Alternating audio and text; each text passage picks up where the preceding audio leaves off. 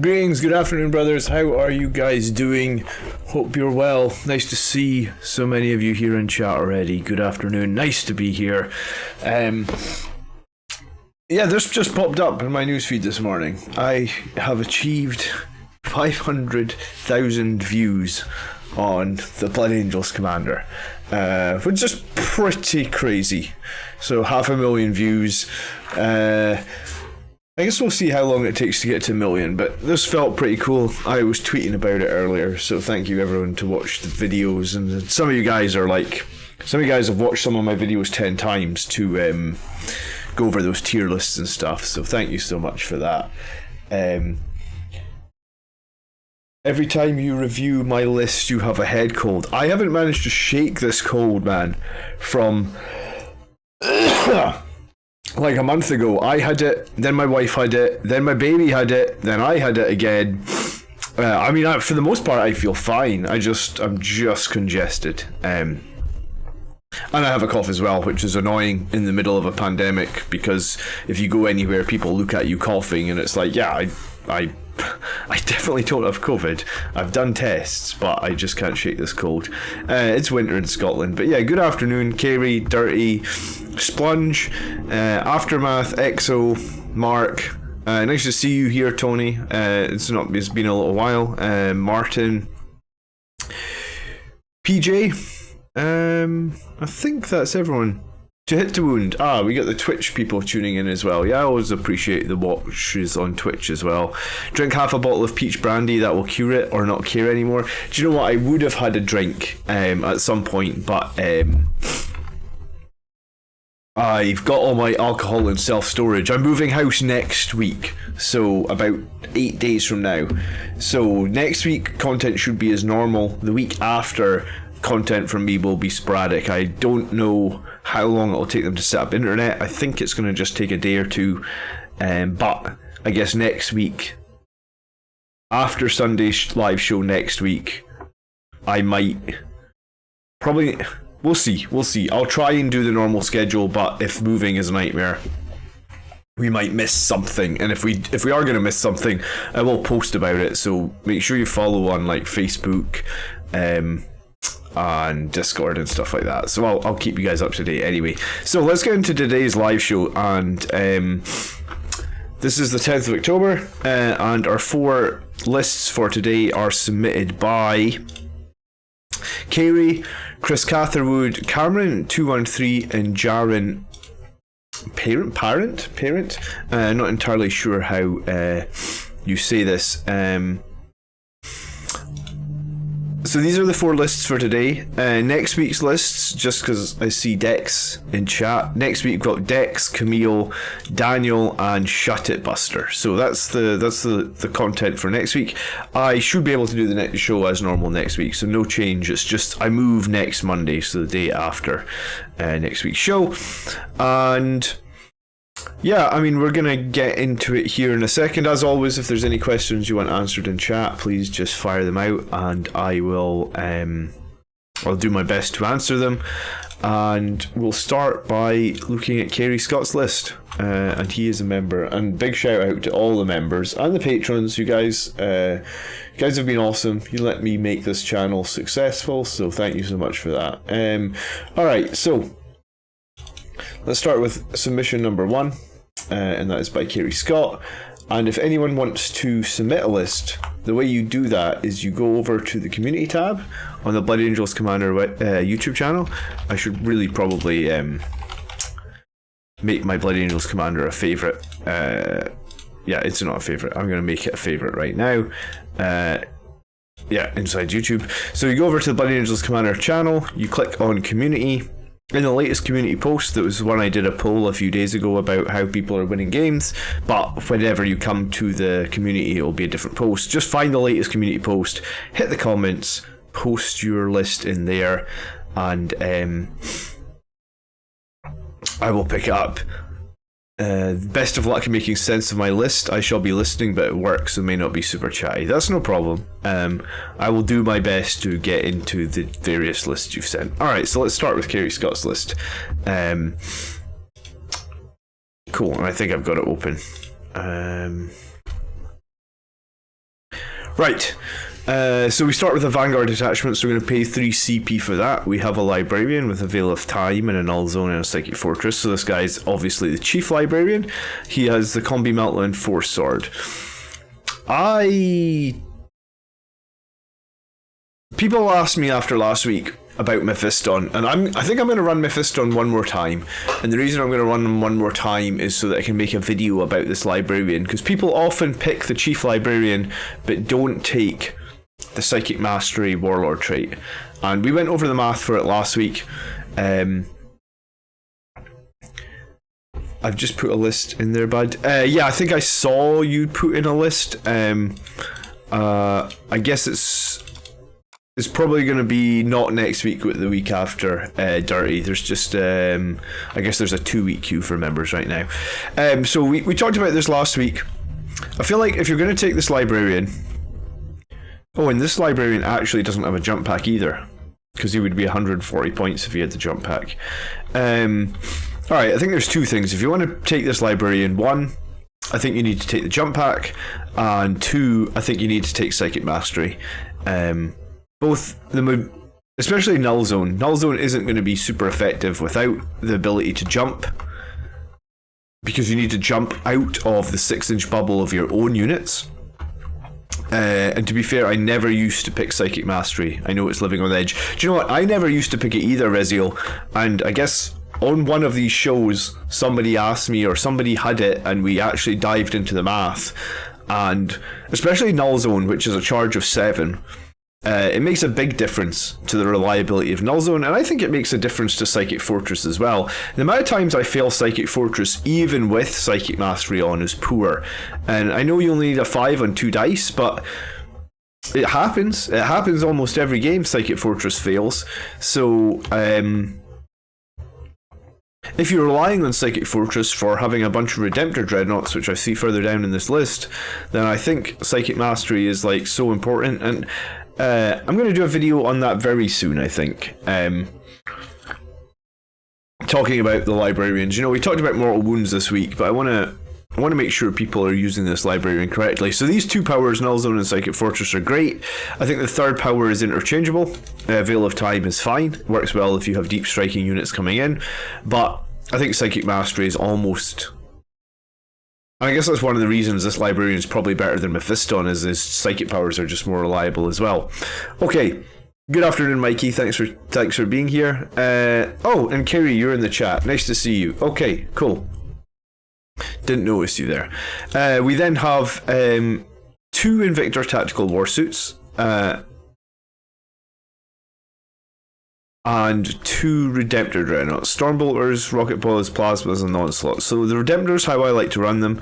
The Tactical Warsuits with the Frag Storms, the Heavy Bolter, the Incendiarium Cannon, and the Fist, and the Iron Tail Heavy Stubber. I'm just going to look at these guys. I actually don't own any Tactical Warsuits myself. I've proxied a Redemptor as them a couple of times. I wasn't the biggest fan. So they've got 13 wounds. They just have toughness 6. They are still 160 points, which is quite a lot. I guess they've got a 2d6 heavy flamer, essentially. And then, how else have you got them armed? We've got them armed with Heavy Bolter, Frag Storm, and Iron Tail Heavy Stubber. Iron Tail Heavy Stubber, twin Iron Tail Heavy Stubber is heavy 8. Okay, so it's basically a bolt rifle and a single heavy bolter. And then I think these guys used to have a rule where when they were in melee combat... Oh yeah, of course, when they're in melee combat they can still shoot their weapons, because none of them are blast. Okay. The extra 1 makes a ton of difference on psychic tests. Yeah, it does actually, Mark, and that's one of the things that I'm gonna talk about in that list, I guess. You commented on my brandy but didn't recognise me. Sorry. Concealed positions at the midfield at the start of the game. Okay. I mean, they're not bad. T6, 13 wounds. No invuln save though. I can't decide if I like them. I mean, they do have a Redemptor style fist, right?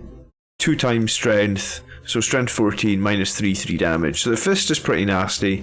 They don't get that many attacks, especially in turn 1. They just have 5 attacks hitting on 3s. They do have concealed positions, so you're going to sit them forward quite a bit. Okay, alright, we'll continue on. I can't decide if I like Invictors or not. But anyway, Sanguinary Guard, 2, 4, 6, 8 swords mainly. 5 swords, 3 axes, 2 infernal pistols. Seems like a good balance. Sometimes I just go 1 infernal pistol, but 2 seems fine. We then have the Terex powered Termite, which is one of the best Forge World options you can pick at the moment. We talked about this a lot actually, the Terex powered Termite. I think it was one of the few units in Forge World that ranked pretty highly on the tier list. Is the Invictor Core? I don't think it is Core. No, unfortunately it's not Core. Maybe that's one of the other reasons that wasn't a huge fan of it. But I mean, it does have that 2d6 heavy flamer, and that gets no benefit from being Core really, so there's that. So the Terex pattern Termite, and how you got this armed. With twin Volkite chargers, 2 times twin Volkite chargers, the Melta Cutter and the drill. So twin Volkite chargers are heavy 4, strength 8, 2 damage, 6s do mortal wounds, so probably potential to get 1 or 2 mortals out of it every turn. You also get that really nice 5-shot Meltagun. You have toughness 8, you have 14 wounds. You're horrific in melee in that you do d3 plus 3 at minus 4, it's strength 14, and if it's against a vehicle it's d3 plus 6. And your weapon skill doesn't degrade, so if the Terex is on 1 wound it still hits on a 4+. For Blood Angels, I guess you don't get many attacks, but if you are in full profile, then you do get 5 attacks. 5 attacks hitting on 4s, potential of a minimum of 7 damage against vehicles. Yeah, the Terex is really nice. If I was going to buy something Forge World right now, I would probably pick a Terex. We then have a second attachment that is Flesh Tearers, and you lose the Super Doctrine if your detachments don't match. So by picking this detachment of Flesh Tearers, you lose the Red Thirst rule for the Blood Angels, right? And I guess you lose it for the... It always confuses me what you lose when you bring 2 detachments, but you do essentially lose your Super Doctrine by bringing a detachment of another chapter. Oh, the whole thing is supposed to be Flesh Tearers. Okay. Alright. Flesh Tearers, cool. Keeping me on my toes. Alright, we've got Chaplin. He's got the Recantation of Focus. That's the one that makes you a little bit better at shooting. Again, I don't run this one all that often. I think it's +1 to your wound rolls, right? +1 to your hit rolls for a friendly core character within 6. We have the Canticle of Hate, which is a nice one that gives you +2 to your charges and gets you that basically a 6-inch pile-in and a 6-inch consolidation move, which is really, really good. Used right, it can help you wrap enemy units, etc. He's also the Master of Sanctity, and he has an Infernal Pistol, and he has Armor Indomitus, and he's the Warlord, and he's the Wiserator to get his litanies off in 2s. We also have Seth, as he is, 160 points. A squad of Incursors, a Company Champion, with a Combat Shield, Martial Exemplar, and Master Covered Power Sword, and the Shield Eternal.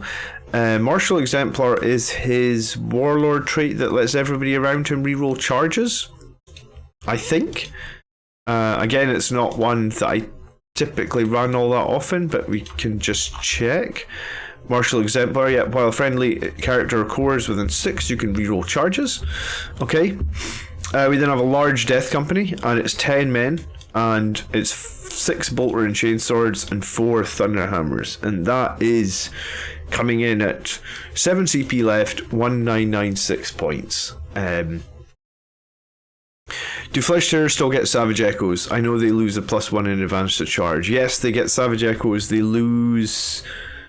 They don't have +1 to advance and charge. They have 6s do an additional point of AP, if I remember correctly. I think I have my codex right here.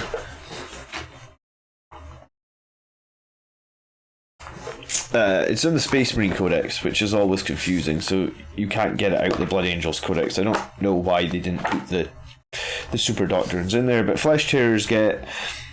If a model unit made a charge roll, was charged, or performed a heroical intervention, add +1 to the attack's wound roll. So they get the same +1 to wound that the Blood Angels get, but rather than the +1 to advance and charge, they get... On an unmodified wound roll of 6, improve the armor penetration of the attack by 1. This is cumulative with the bonus from the Assault Doctrine if it is active for your army. So, it's a tough one because I find I get a lot of value out of that +1 advance and charge. It means, okay, the first thing that I was going to say when I see this list is like, I guess we've got our Chaplin, and Seth, and the company champion, potentially in the Terex, right? But what else? And I guess maybe even the Firstborn Librarian. No, he probably wants to be with the Redemptors, right? So I think the one thing I would say is like, you need a squad of guys to be in that Terex with Seth and the champion and the chaplain, right? Do I submit a list on the 4-day old community post? Yeah, you just always submit it, brew and biscuits on the latest community post, yeah. Whichever one's at the top of the list there, just put it in on that one and I'll get it from there. Hello, Burgosaurus, nice to see you. I guess the +1 advance from charge doesn't stack with the chaplain's +2, so it softens the blow. That's very true. If the chaplain is going to use his wise orator commanding oratory for 1 CP to turn on Master of Sanctity, then I think that's okay. The thing I think I would say is you want something else in the Terex, like, and I think you want company veterans, right? Because company veterans can be very cheap. If you want to make them super cheap for 20 points, you can arm them with double chainsword. That actually means like early in the game, you have a 20-point model with 4 attacks because he's got 4 chainswords. He's got 4 chainswords. Yeah, that'd be good. He's fucking General Grievous with 4 chainswords. Hello there. No, he's got 2 attacks, and then you give him 2 chainswords, giving him 4 attacks. And at 20 points a model, it's a 2-wound infantryman with 4 attacks. We just talked about how you're getting those exploding 6s, so the more attacks you get, the better. So you chainswords, and also there's I guess Seth isn't the warlord here, but Seth does have an interesting warlord. I don't remember if it's warlord trait or if it's just an ability Seth has around him. Let me read Seth's rule real quick because I don't play Seth all that much. Well, I never play Seth. I'm thinking about getting him as my model I need to buy with my £10 voucher. No, so it's this warlord trait, is it, that makes Gabriel Seth's warlord trait is Merciless Butcher. Each time warlord is selected to fight, make 1 additional attack. Nope. Of Wrath and Range. Nope. I thought there was a ability for the Flesh Tearers to make. This is it. While a Flesh Tearer model is within 6 of this model, each time a model makes a melee attack on an unmodified wound roll of 6, that damage characteristic of the attack is increased by 1. Right. So if you have shitloads of guys with chainswords, at 20 points per model, 2 chainswords. That is a pretty cool thing, Lord of Slaughter.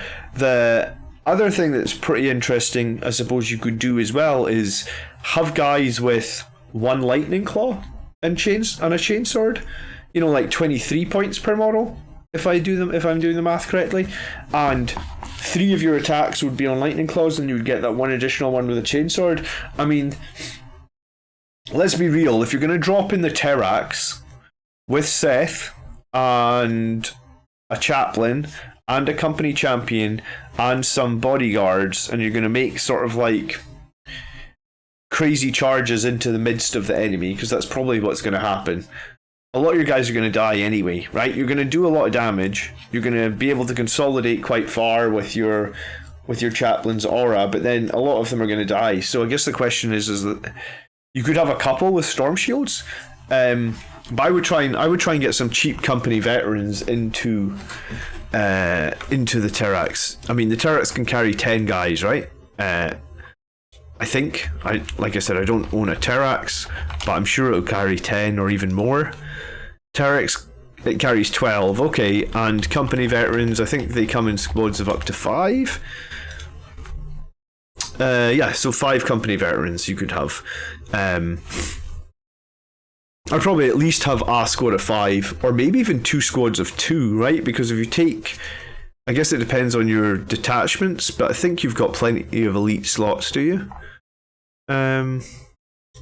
You have 1 elite slot here, and what is this? Alright, so you just have 1 more elite slot. Okay, so we need to drop, I think, 100 points of stuff to get 5 company veterans and get them in that Terex as well. Does Seth give the no force organization company veterans? I don't think he does, because he's probably not going to have the captain keyword, the same problem that Dante has, and I think that's kind of an oversight.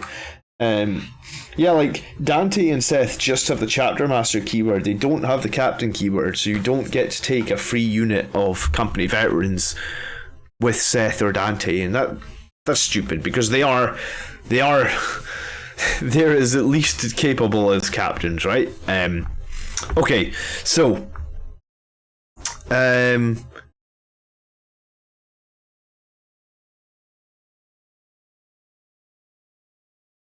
the Death Company are in the Terex. I feel you're missing that in chat. Alright, okay, so the Death Company are in the Terex.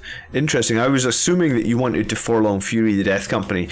I think the way that Flesh Tearers work best, probably, is to overload those early turn 1 charges. Or maybe not turn 1, but at least turn 2, right? So you'd have like the Terex coming out, you'd have the Death Company coming in from their Forlorn Fury position, you'd have maybe Intercessors in charging in as well. So it's a 10-man Death Company. Okay, so you're going for a turn 2 charge on the Death Company with Seth and how's the Chaplain joining you?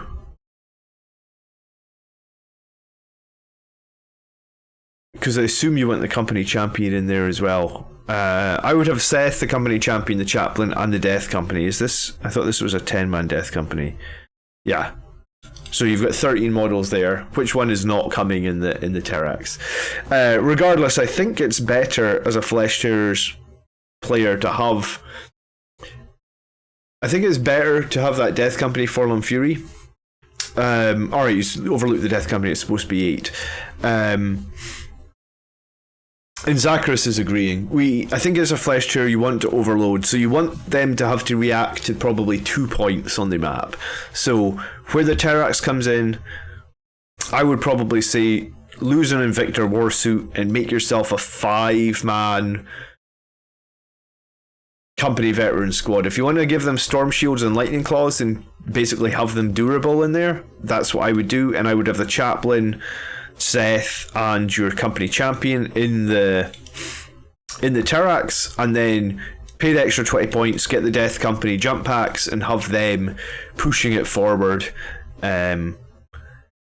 Because yeah, I think Flesh Tearers are going to work best, because Flesh Tearers typically don't do much shooting. Now your list here actually has 2 Redemptor Dreadnoughts and I guess 2 Tactical Warsuits. I don't rate the Tactical Warsuits nearly as highly as I rate the Redemptors, but if you've got the 2 Redemptors, you've got the Librarian with your Psychic Fortress. I would also pay the 1 CP to make that Librarian have Psychic Mastery. I think you can afford to start on 6 CP. I start most of my games on 6 CP and I tend to do okay.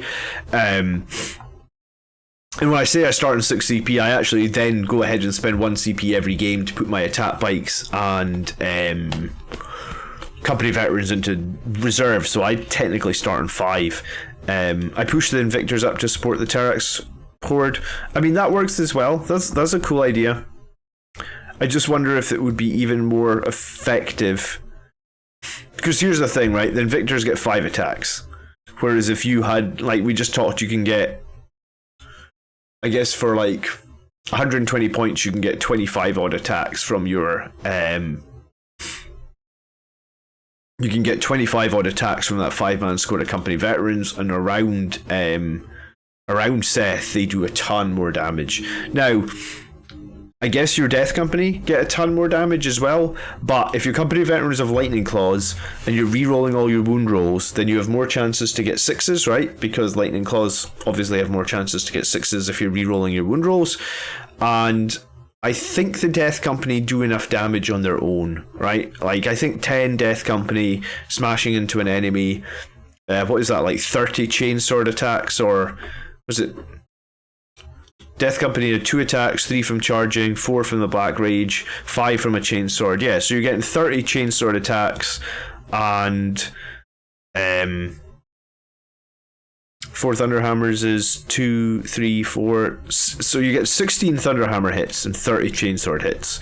I feel like that's enough on its own, so I would run that, push that into one of their flanks, probably with one of the one remaining tactical warsuit you have, right? Because we have to cut one to get company veterans for the Terex, and then fill up the Terex with company veterans with Lightning Claws. They also protect your characters, remember? So if you place those company veterans really cleverly, they can't shoot your characters.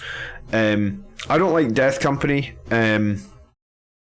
in terms of like their survivability. Like, I don't think they survive. It's very easy to hit the Death Company with a decent amount of shooting, make it very difficult for them to save. Company veterans can have storm shields, they can always save on a 4-up, and if they're ever within 3 inches of your characters, even if your character is the closest target to the enemies, you can still protect them with that bodyguard rule, right?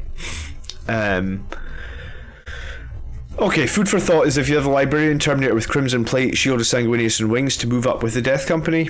I think I prefer the Librarian hanging out with the 2 Redemptors, because 2 Redemptors over the course of a game do a lot of damage, right? Like, they just do. If they're ignored, sometimes they win you the game. You know, like I run the 2 Redemptors in a lot of my lists, and quite often I win games one of 2 ways, right? One way is the enemy kill the Redemptors and my jump units and Blade Guard go around the map killing everything. The other way is they ignore the Redemptors and try and kill everything else. The Redemptors generally do a lot of damage over the course of the game, and then later in the game when they get in melee, they do crazy damage as well. Hey Jeff, good afternoon.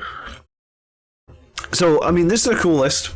Death Company, I guess 8-man, and get them in the Terex and push up with Invictors. So I don't actually think this is a bad list at all. I just think Invictors are pretty easy for enemies to shift, right? Like, they're just T6, and if the enemy has like Dark Lances or Cognis Las Cannons or anything that's like reasonably good damage, I think it's pretty easy for the enemies to kill Invictor tactical warsuits. Yeah, I'm just not a huge fan of them. I've only tried them once, to be fair, but I don't see them much in competitive play.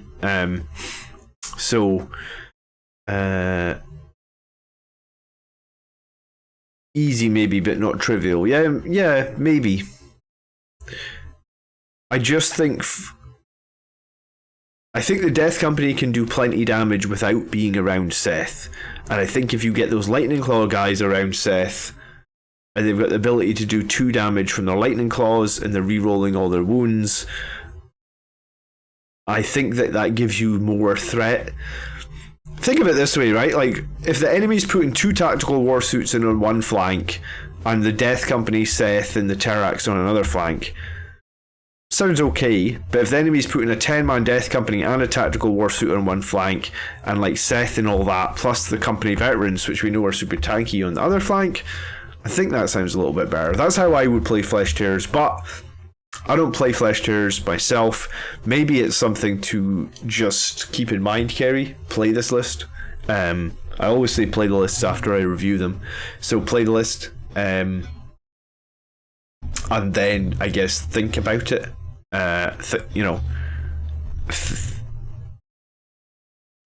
Yeah, my experience of the tactical warsuits is they just didn't survive. I think Redemptors don't really... Redemptors benefit a lot from Duty Eternal, right? Like, an awful lot. I think if Redemptors didn't have Duty Eternal, I think they would be a lot weaker. And tactical warsuits don't have Duty Eternal. They have one less toughness. And their save is... They're going to be quite exposed far forward, right? So... But, I mean, Flesh Tears, it's hard to charge these guys with the incendiary cannons. Maybe it's good. Maybe it's good. Let me score it anyway, and then I guess you can take my advice on board, or you could choose not to. Your call, I guess. Okay, objective holding on this list. We just have one obsec unit, so we're on like a 6.5. Anti-infantry is pretty good, actually. Like, we've got 2 warsuits, we've got 2 redemptors, we've got Sanguinary Guard. We have a lot of firepower that can deal with infantry. We also have those Volkite cannons on the Terex. The Death Company, yeah, anti-infantry in this list is pretty great, in fact. Like, I think it could be even... If you come up against a horde-based list, I think this list can do, like, a lot of damage very early on. I think I'm going to give you a 9. We don't normally go that high on anti-infantry. Anti-vehicle monster. So... The Terex can blow up vehicles left, right, and centre. The Death Company can blow up vehicles. The Sanguinary Guard can blow up vehicles. So can the Redemptors, and I guess to a lesser extent the tactical warsuits can as well. So I think a 9 as well there. I think it's got a very good amount of killing power. Mobility wise, so we are mobile in that we can get our troops in, but after we get the troops in, we're not super mobile. You know, like Seth, the Death Company, the Chaplin, the Librarian, they're all foot slogging it. So there's a decent amount of stuff in this list that isn't mobile. So maybe like a 7. And...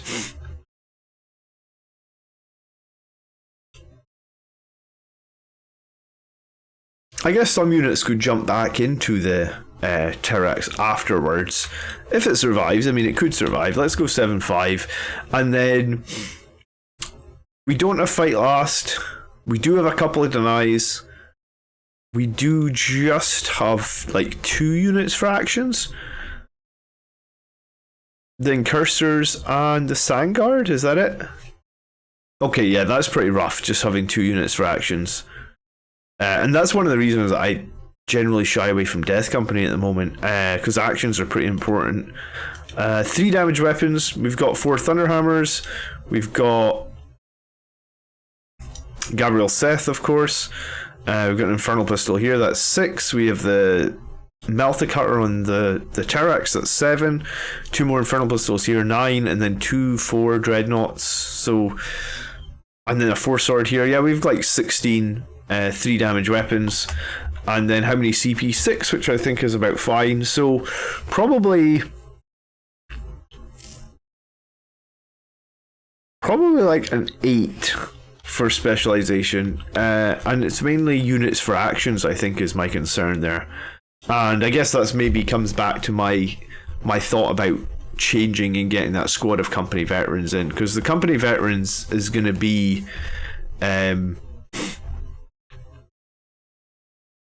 the company veterans are going to be just another survivable unit that can do an action, and I think there's times when you want to be able to score actions. It all fell down on specialism and mobility, says Tony. Yeah, I mean, the Flesh Tears lists like this are pretty common.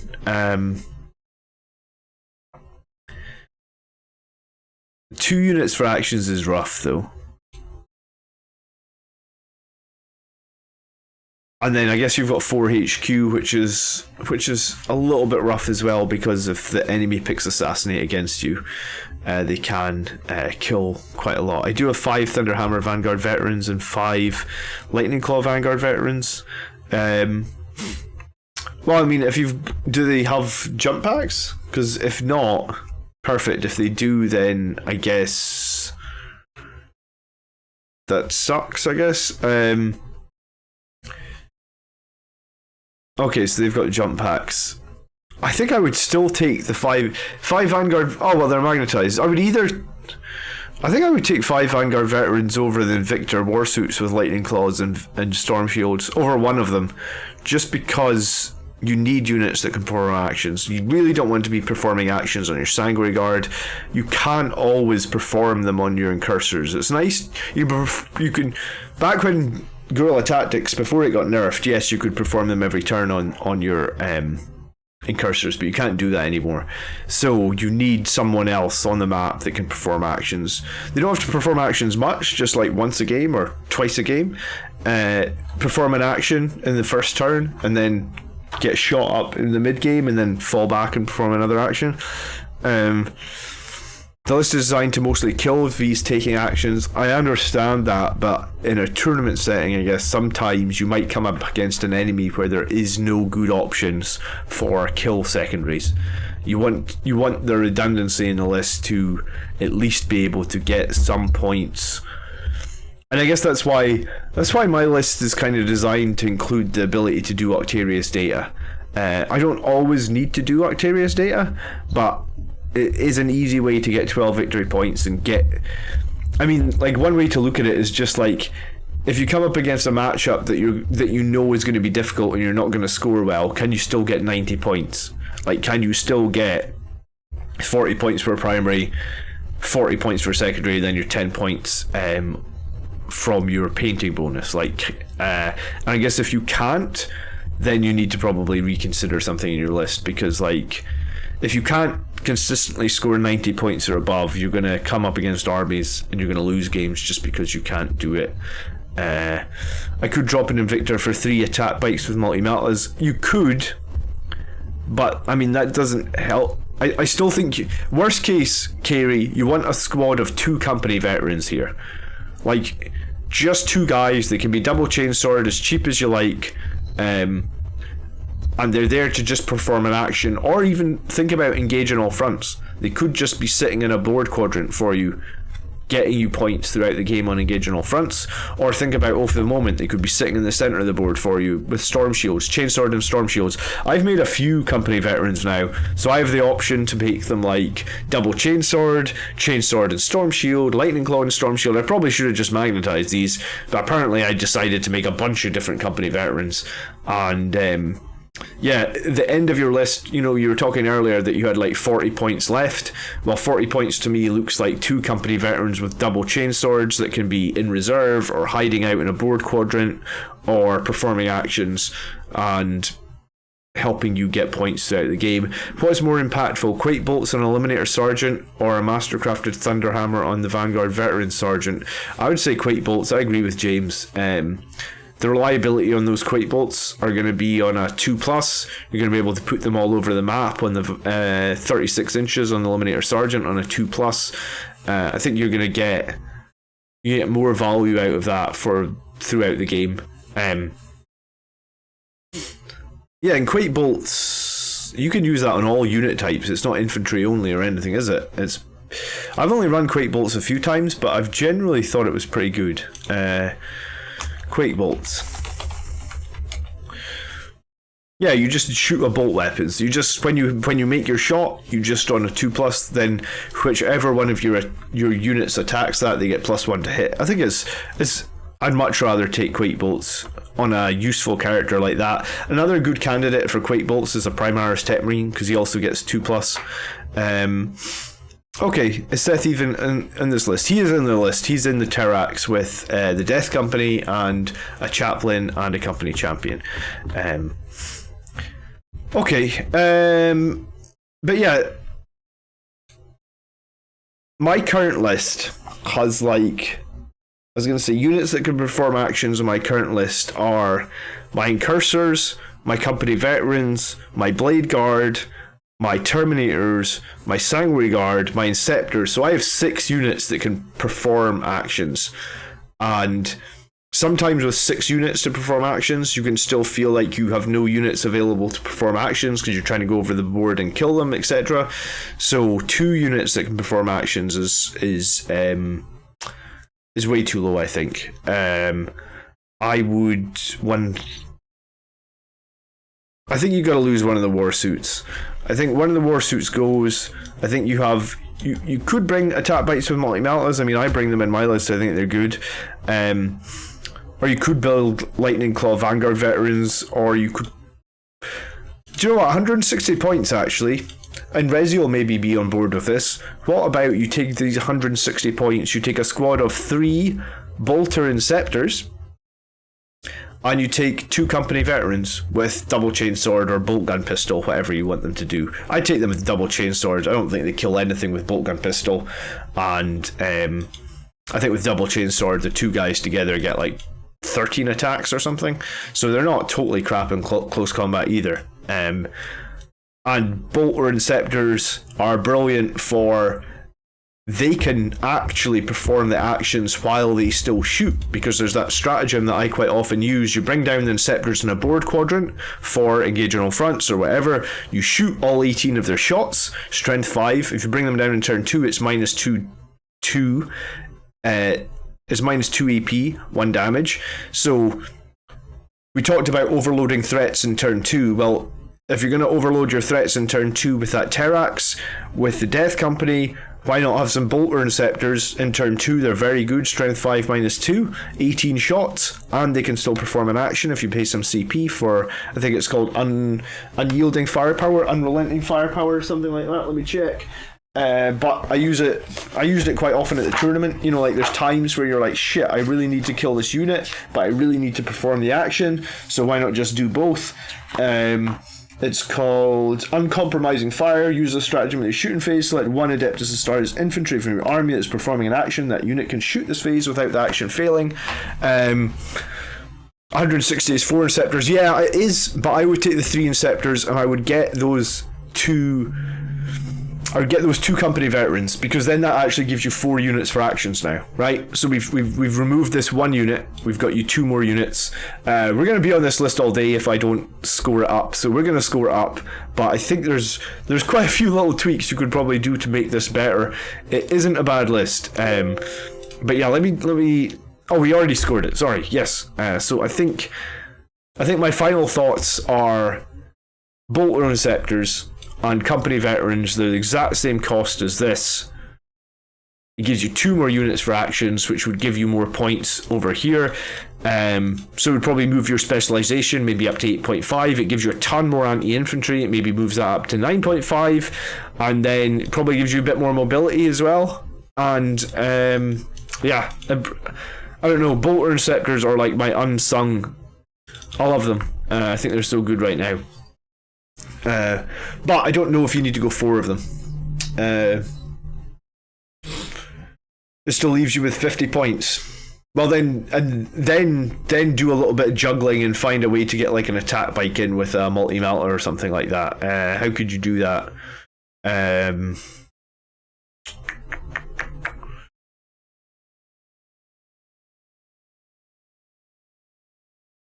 How could you do that?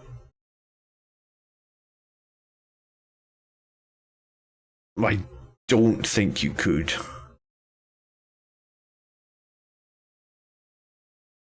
I've never run full Bolter Inceptors. Maybe Reziel. Have you ever run 4 Bolter Inceptors?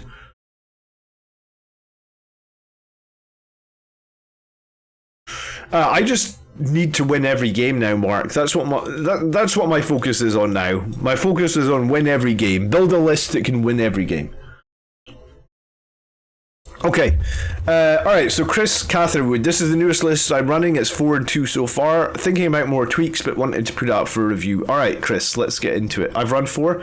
And how did you feel about them?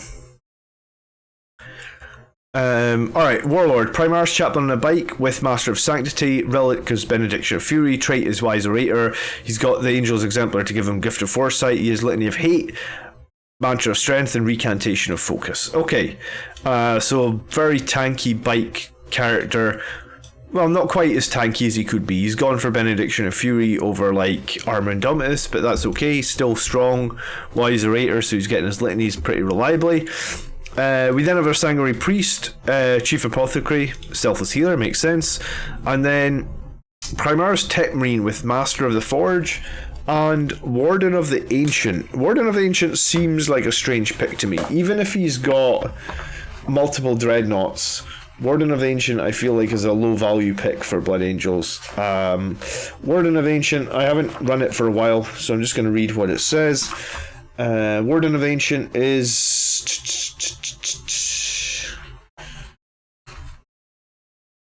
While friendly Dreadnought is within 6, add 1 to its strength and attacks. Well, you don't get anything from the strength, really, because Blood Angels Dreadnoughts are already strength 12 or 14 or something stupid with +1 to wound. So you're really just getting 1 additional attack on Dreadnoughts that are within 6 inches. So jury's out on this pick. I may even think... Well, I'm running Soul Warden. If you've got multiple Dreadnoughts, I think protecting them against mortal wounds might be a better choice here, but let's move on. We then have a Librarian Dreads, Wings, Quickening, etc. 155 points. Okay. 2 Infiltrator Squads, 120 points each. Bladeguard Veteran Squad, 5 with a Sergeant with a Neo Volkite pistol. A Furioso Dreadnought with a basic layout. A Redemptor Dreadnought. Stormbolters, macros, rocket pods, Gatling cannon. 9 Sanguinary Guard, 5 axes, 4 swords, 3 infernals, and 6 Angelus bolters.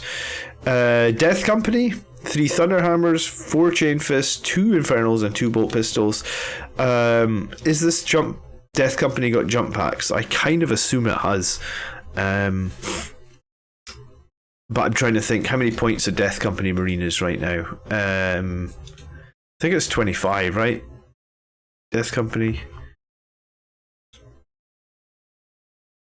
It's 25 if they have the jump pack. He's got 3 Thunderhammers, that's 45 points. 2 Infernal Pistols, that's 55 points. So 230 minus 55.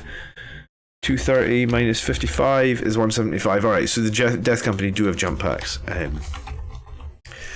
Okay.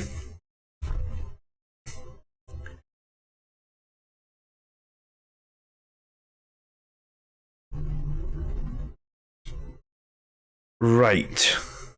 And then Eradicators, sorry, multi-melta, 3 melta rifles. Right, so Eradicators, Death Company, Sanguinary Guard, 1 Redemptor, 1 Furioso, a Blade Guard, 2 Infiltrators, and then the 4 characters. Okay. Yeah, well, +1 attack on the Furioso and the Redemptor feels like a low value pick from the Tech Marine. I think for sure I would have that Tech Marine with Soul Warden. I think it's much more valuable. Librarian Dreadnought is likely to jump away, so you're not going to be able to get any value out of this. Iron Resolve is a good pick on the Librarian Dreadnought, keeping him alive and tanky. 9 wounds on a 6-up shrug. Sanguinary Priest, I guess, is either with the Sanguinary Guard or the Death Company or the Blade Guard Veterans, so you're going to get some value out of that. You have your Chaplin, who is the Warlord, so I guess your jump units will keep up with him. Eradicators with a bit of firepower. Infiltrators to screen the backfield. I feel like there's something missing, but is this just got a lot of points and characters and I'm just not seeing it. So 140 plus 155 plus 100 plus 155. I guess the character Dreadnought adds quite a bit. 240 plus 180 plus 120 plus 185 plus 303 plus 230 plus 190. Yeah, okay.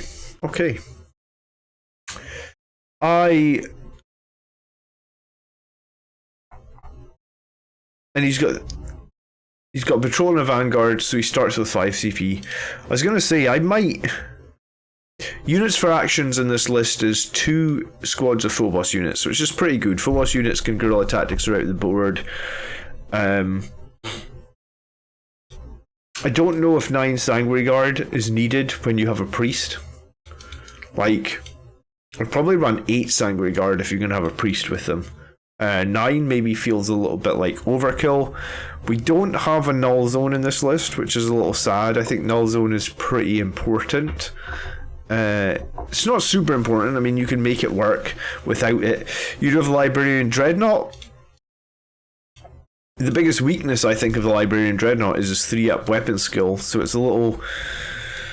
I guess maybe if he's with the Primaris Chaplain and a bite, he can get full rerolls. Soul Warden is a much better pick for the slot. Warden of the Ancient is a trap. The +1 strength is unnecessary, and the +1 attacks isn't worth trying to stay in the Tech Marine bubble for. Yeah, I mean, the Primaris Tech Marine can advance and still shoot his gun, because his Forge Bolter is an assault weapon, but I think Soul Warden is not a high pick. I think you're 100% right, Dex. Soul Warden is a good pick. Warden of the Ancients is not a good pick. You're 100% right. The other Warlord traits he's picked all here seem fine. 9 Sanguinary Guard probably seems... I haven't run 9 myself in a long time. I've been running 8s and 7s. I guess 9 means whatever they run into they would kill. Would it be better to maybe lose 1 Sanguinary Guard and have a second Redemptor? Because...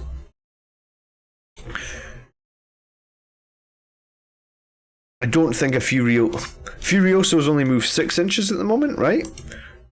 I don't know why they made our normal Dreadnoughts only move so slow. But Furioso, he said it is the default loadout, so it's going to have the frag cannon, I guess. When I think of default loadout, I think of 2 Furioso fists, but I guess the frag cannon, which is like an assault cannon on 18 inches, it's kind of I mean, it's not terrible, I guess, the Furioso, but I don't think it's good either. Toughness 7, 8 wounds. I mean, Duty Eternal, yeah, I mean, it's okay. Quake Bolts helps the Librarian Dreadnought in an enormous amount. Yeah, James, I think you're 100% right there. Quickening feels like it always gives 1 attack. I've started using the Exploding 6s instead. Unleash Rage, I guess, is nice. I think you have to decide how you want to play your Psyker.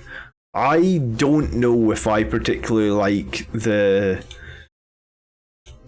So up until this edition, the standard thing that you did on Blood Angel Psychers was this: Quickening and Wings. And sometimes people do Chief Librarian to have Quickening, Shield and Wings. And I don't remember a single game of 9th where I got a lot of value out of this. And I've tried running Mephiston, tried him just last week. I tried running Librarian Dreadnought, and I think his weapon skill of 3-up is his biggest weakness. I mean, he can get like 10 attacks, but I've seen him whiff his attacks really badly. Like, I've had like 8 misses out of his 10 attacks or something. So I just wonder if the reason the Librarian Dreadnought was so strong before was that you could pay the CP and attack twice. And that was one of the reasons I think Mephiston was so strong before. You used to be able to honour the chapter and attack twice with him. And since they removed that, like, maybe you can still play Mephiston, but like, he needs to be played in like a completely different manner. Like, he's a buff character, like you said. Like, he's giving models Unleash Rage, and he's giving Shield of Sanguinius. And maybe his third power is Wings, so he can still fly towards the end of the game, but like, he can't just jump in and try and kill things. The Librarian Dreadnought probably can just try and jump in and kill things, but I've definitely had situations in 9th edition where the Librarian Dreadnought's big weakness is no invulnerable save, right?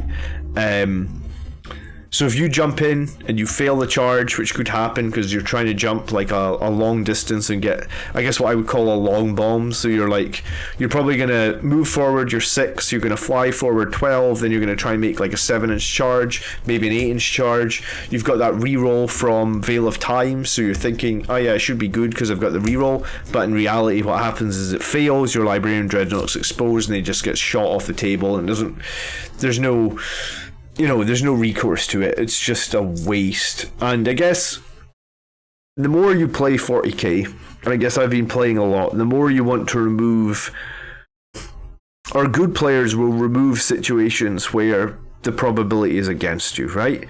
So like, and I guess I think I've shown that in some of my games, how like in one of the games against Andrew's sisters, I chose to have my Sanguinary Guard sit in an obscuring position in my own deployment zone for 4 turns. Like they only came out in turn 5 to basically defend my deployment zone because Andrew had something that he needed to get in there for his final scoring, and it won the game, right? And it's like, that's how I think I see bullshit Librarian Dread as a top tier unit. Librarian Dread forever. Where did we put the Librarian Dread in the tier list? Let me see. My account. Let's see. Where was the Librarian Dread in the tier list? He'll be in the HQ list. HQ. Where is he? He's at the bottom of A. Okay. He's below Mephiston. Oh, sad times. How many tournament lists have the Librarian Dread? I haven't really seen any tournament lists that have Librarian Dreads in them. Like, none. I haven't seen any that have Mephiston in them either, to be fair. Typically, if Blood Angels or players are including librarians, it's a firstborn librarian with a jump pack, so it would be this guy probably. Okay, so something to consider is Librarian Dreadnought, I think, is not as strong as he once was, same as Mephiston. You think he should be above Mephiston? Okay. I think his weapon skill 3 really hurts him. I mean, if we have Quake Bolts somewhere on the list, then that can offset it, but this list doesn't have Quake Bolts.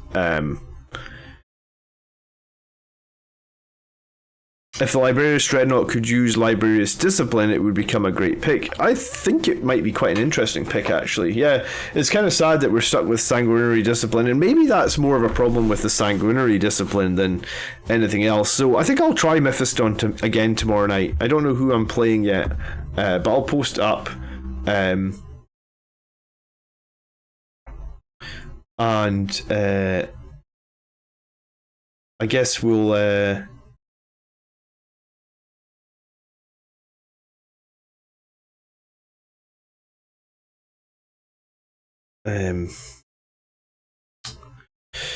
I guess we'll see. He's better than Mephiston, totally agree. Okay, so 4 characters, 2 infiltrators, Blade Guard, Sanguinary Guard, Death Company, Eradicators. The one thing I don't like about this Eradicator squad having the multi-melta is it kind of rules out the ability to let the squad advance, right? Well, I mean, it doesn't rule it out, it just means if you advance, because Eradicators generally, I think, are quite slow, then you can't fire the multi-melta. So, I don't think it's that many points. I think it's 10 points to upgrade them to the multi-melta, but it might be better just not upgrading one. It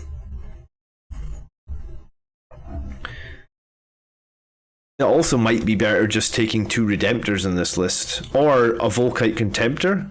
Like, a Volkite Contemptor is only 30 points more than the Furioso. Like, so drop this multi-melta, that gives you 10 points. Drop one of these Infernal Pistols. That's another 5 points. You could probably drop this Neo Volkite pistol. It looks good on paper, but in reality it doesn't really do all that much, I find. And then and then swap out one of these squads of infiltrators for incursors.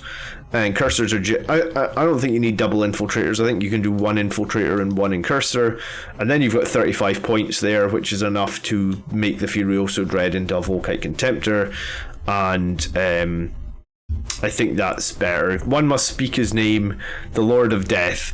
Yeah, I agree. The Lord of Death is a cool name, but how he compares against the generic Chief Librarian, I guess we'll see. I may run the Lord of Death tomorrow. We'll see. Alright, cheerio, James. Thanks for hanging out. Alright, let's do some scoring on this list. True Infiltrator squads, I guess you'll get an 8 for that. Actually, I think I usually do 7.5. But they're both full boss and they both have the denial. We'll do an 8. Anti-Horde firepower, then. We have a little bit of anti-Horde in this list. We have the Redemptor. I guess we've got 6 Angelus bolt guns. We've got the Furioso frag cannon. We got the Tech Marines Forge Bolter. Anti-Horde, though, is kind of weak in terms of raw firepower, so maybe like a 7.5. I know that you can kill the hordes with like your Death Company or your Sanguinary Guard, but you don't want to be. You want those. You want to kill the hordes with your gun line or with your firepower, so you can charge important targets. Did you see the match, BAV Dakari match this week on Art of War with Jack Harpster? It was a very interesting game. No, but thanks for letting me know, Ollie. Maybe I will check it out. I assume Jack messaged me the other day, actually, said that he's going to run that melee list at another tournament. I guess another one of the US Open tournaments. I don't remember which one, but I guess he's going to be running it. I think it's the end of this month or next month. So, Lamart is the vote for best title. Okay. Anti-vehicle monster effectiveness. So we've got the Eradicators. We've got 3 Thunderhammers here. We have a 9 Sanguinary Guard. We've got a Macroplasma, Blade Guard, Librarian Dread, Chaplin with Benediction of Fury. So 1, 2, 3,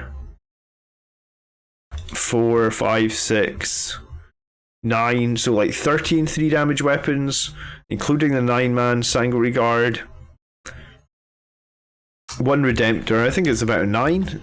Mobility wise, I don't like the mobility on the Furioso Dreadnought, but I mean it's I guess it's the same as the Blade Guard, so I can't complain too much. I don't like the mobility on the Eradicators. I think the Eradicators become a lot better if they have the option to advance. If you advance, oh, you're welcome, Ollie.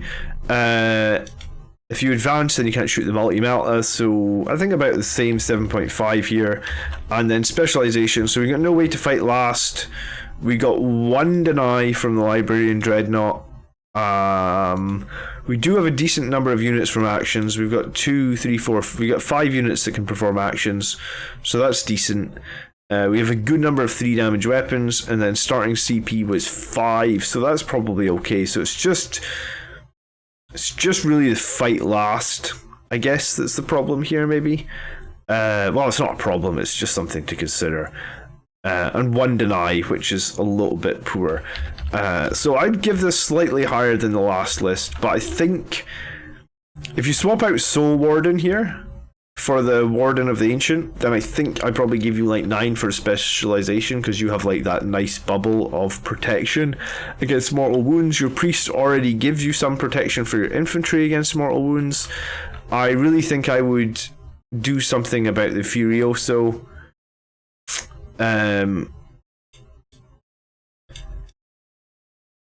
We just don't see it in any lists, and I guess that's the other question. We don't see the Librarian Dreadnought in any lists, so just a question mark around these 2 units. Are they competitive right now? I'm not sure. Where did we put the Furioso in terms of like our tier list? I'm guessing it was pretty low down. Blood Angels, elite tier list.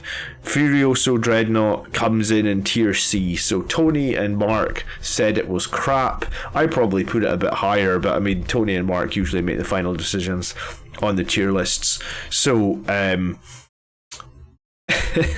Tony and Mark said it was crap. So yeah, definitely question mark around this. And you're only 30 points away from being able to take the Volkite Contemptor, which I guess isn't in this list, it's in the Forge World list. but the Volkite Contemptor was the number 1 dreadnought in the game right now, I guess. So I would probably find 30 points, and I think you can do that very quickly with lose 1 squad of infiltrators for incursors, that's 15, and then lose an infernal pistol or a neo Volkite pistol or something, and you're there already. Or you lose this multi-melta and you're there already, and the multi-melta kind of hinders the mobility of the Eradicators. So this list could be a bit better very, very easily, I think. And yeah, I think so at the moment, Chris's is the best list of the week, but I think there is some improvements to be made. And I think I want to just state that there's a reason that all the pro players are running the Librarian with the jump pack, the Chief Librarian using the Librarius Discipline, right? Like, they were everywhere at the LGT, the Volkite Contemptors. Yeah, I heard a rumour that there was more Volkite Contemptors at LGT than that were ever, that Games Workshop have ever sold. So there was a ton of 3D printed ones at the LGT, apparently.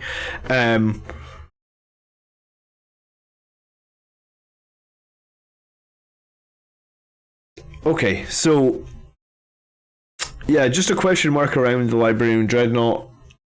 I think, do you know what? I'll run Mephiston one more time in a battle, and then after this battle, he's probably going to just be retired. And hey, Raynal, thank you so much for the support, and welcome to the Facebook group as well. I think it's very difficult to make a Librarian Dreadnought or Mephiston work in 9th edition. I haven't had great success with either of them, and I think sometimes it can be like we're playing in the past. We're playing on the strength that they had in the past, where they wings in and they quickening and they kill a load of stuff. Well, apparently that doesn't happen anymore, so if you want to play them, you have to play them slightly differently, and that's kind of the whole philosophy, or that's my whole philosophy of playing Blood Angels in 9th edition, right? Like, my whole thing is I play Blood Angels different from other people, but it has been working for me. I have been getting wins, etc., etc. So yeah, I feel like they just don't work as well as maybe they once did. So if I'm going to run Mephiston this week on the battle report, maybe I'll run him like with Blood Boil, Wings of Sanguinius, and Unleash Rage or something, right? Like, we'll just run them like completely different from the way that we normally, or the way that we've been trying to run them, because the way we've been trying to run them just doesn't work. And you know what? Maybe there's an edge case there where these librarians are actually still really good. Just everyone's still playing them in the past, and I think maybe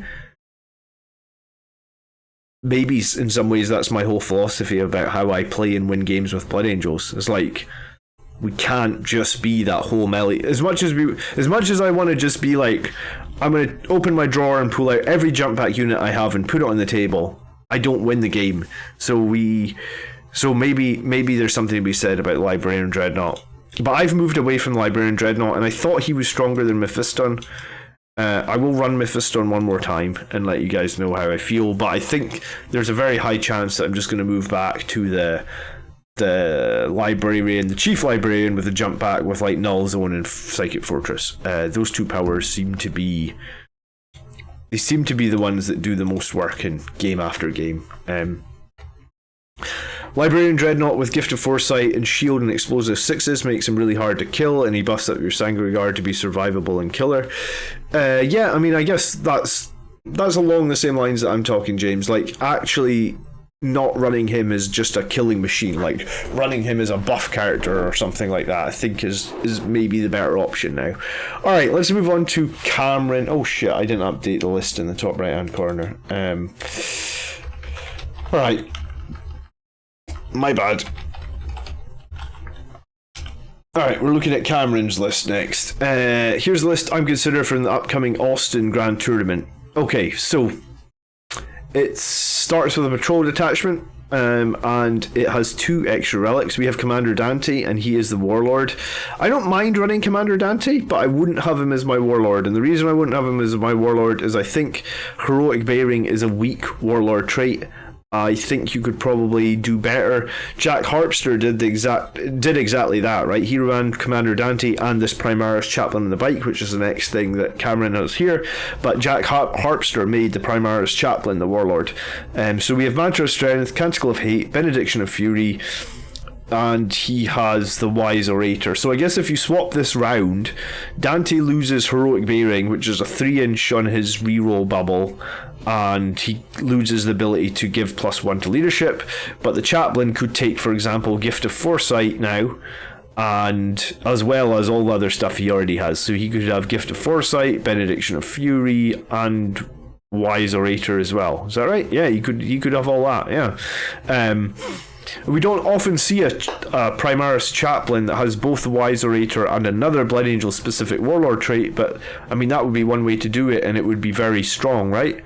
I think Jack's list is damn good. I wouldn't have created it myself, but I can see how to use it.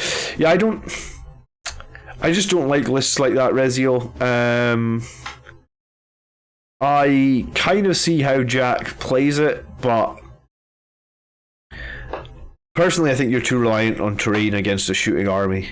And like, yeah, if you're going at a tournament where every game is going to have all those big obscuring pieces of terrain, then great. But if you're not, then I think you're going to have a bad time.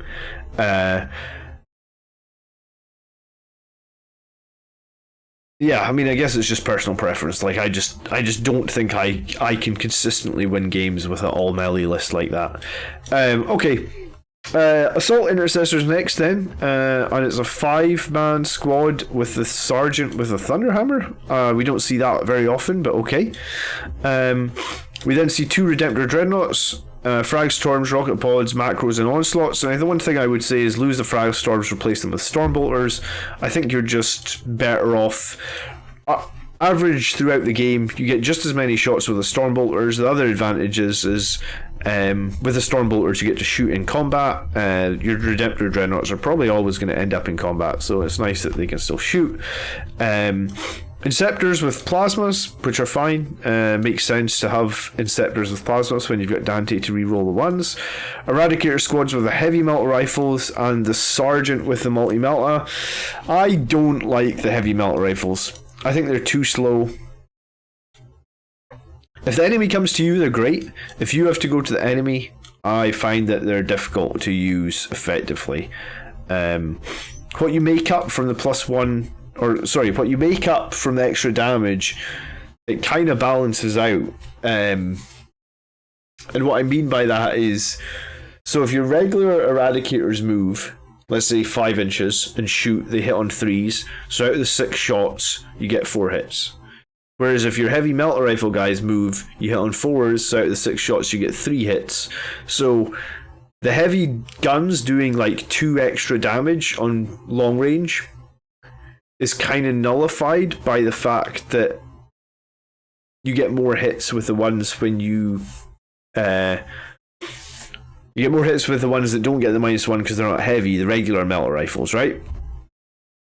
So if they're going to do the exact same damage, which, like I said, they are, but the other ones have the ability to then advance and still fire, sometimes early in the game, basically what you're going to end up with a situation where Heavy Melta Rifles have no targets. So they move 5 inches and they still don't get to shoot. So if that happens like once in the game, then you're going to have paid these extra points, and you're probably going to end up with less damage than your regular Eradicators. So that's why I don't like the heavies, and I try to make them work. And yeah, you know, as Reziel says in the chat, Blood Angel's list, it's all about speed, and the heavies don't give you any sort of speed. Especially like if you think of an advance roll, you could luck out on that advance roll and roll a 6 or a 5, so all of a sudden your Eradicators can move 13 inches. So like you basically, if you think of it that way, let's say you do roll one good roll on their advance and you roll a 6, you've basically had 2.5 turns of the movement of the Heavy Melta Rifles in a single turn. So over the course of the game, the normal Eradicators could move 2 or 3 times the distance of those heavy ones, which Like I say, if I know you've got heavy melta rifle eradicators, I'm going to measure 24 inches from them, add on 5, and then just make sure, alright, I'm not going to deploy anything within 30 inches of the heavy melta rifle eradicators. Guess what? They're not going to shoot anything in turn 1. There's your wasted shots that I just talked about. It doesn't take any... this is why I play by intent now, whereas what I mean by that would be like, I would say to my opponent, your heavy melta rifle eradicators move 5, yes? And he would say yes, and I would say, and their range of their guns are 24 inches. He would say yes. So I said, so if I deploy more than 29 inches away from these heavy melta rifle eradicators, you cannot shoot me in turn 1. The opponent is going to say yes, because that is the rules. So then you deploy them like 29.5 inches away, and when you do that, you say to you say to your opponent, I am deploying these Marines, or whatever unit it is, 29.5 inches away from your eradicators so that you cannot shoot me in turn 1. And your opponent goes, yeah, okay. And then that's it. It's as simple as that, right? Now you've spent an extra 30 points to have heavy melta rifles, and you're not going to get to shoot anything in turn 1. And we already said that the penalty you take from moving and shooting makes them just basically the same as their other eradicators, so why not just field the other eradicators? Save yourself 20 points and put the 20 points somewhere better. If you feel like you need more melta fire, if you feel like you need more heavy weapons fire, I think there's better ways to do it than heavy melta rifle eradicators. Okay, moving on, we have a Sanguinary Priest who has Icon of the Angel in a jump pack. We have 3 Blade Guard Veterans, and I don't like running 3 Blade Guard Veterans. I've tried it. I don't think 3 of them are survivable enough. I think if you want to run Blade Guard Veterans, 4 minimum, 5 is just generally much better. 5 is great for Transhuman as well. Company Veterans with Chainswords and Storm Shields. 5-man Death Company with Thunderhammers on 4 of them. Sanguinary Guard, mix of swords and axes, and that's a 7. Another Sanguinary Guard, mixes of swords and axes, that's a 6. Thoughts? Is there value in dropping the company veterans and a few other things to get up to 5 Blade Guard veterans? And then the quality question of Primaris, Chaplin, and a Vike v Null Zone Librarian. I personally go towards the Chap because the larger amount of shooting, have another D3 helps. Also consider dropping Death Company and Thunderhammer on Incenter Sergeant for 5 Bolter Inceptors. Okay, so lots of questions. 5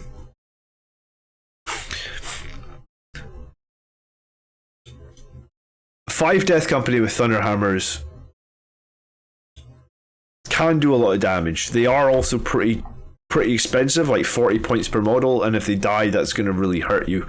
I really think you do want 5 Blade Guard Veterans if you can make it. I probably wouldn't drop the company veterans for that, though. I'd probably drop the Thunderhammer from the Assault Intercessor Sergeant, honestly, and drop those Eradicators down, and that would give you 30 points to get another Blade Guard Veteran. That might be where I would start. I'd probably not make Dante the Warlord. I'd probably do what Jack Harpster did and make the Chaplain on the bike the Warlord and give him that second Warlord trait. I believe that if he was the Warlord, then you wouldn't spend it, so this would keep you at the exact same number of CP.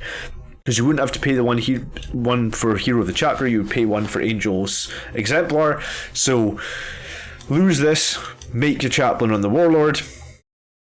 2 Redemptors are good, Assault Intercessors are fine for holding objectives and doing a little bit of chip damage. I don't know if I rate a Thunderhammer on Assault Intercessors. Plasma Inceptors with Eradicators feels like a good amount of firepower, especially with 2 Redemptors. 2 Redemptor Dreadnoughts, Plasma Inceptors, and Eradicators. I don't think you need the Heavy Melta Rifle Eradicators. I honestly think you could maybe even drop... Yeah, I just don't think you need the Heavy Melta Rifles and the Eradicators. You could also run just a 2 attack bikes, right? 120 points for 2 attack bikes, that would be good as well. Does Dante still give a CP if he's not the Warlord? No, I don't believe he does. But... the reason to take Dante, and what Jack said, the reason to take Dante is because you can use that. Basically, he always gets to fight on death for free. Save that epic deed. Once per battle, if this mod is selected to use an epic deed, it costs 0 points. So basically, Dante loves to die. Fire him on in, expect him to die, but realize you can always fight on death with him. And let me check. No, he only gives the 1 CP if he's the warlord.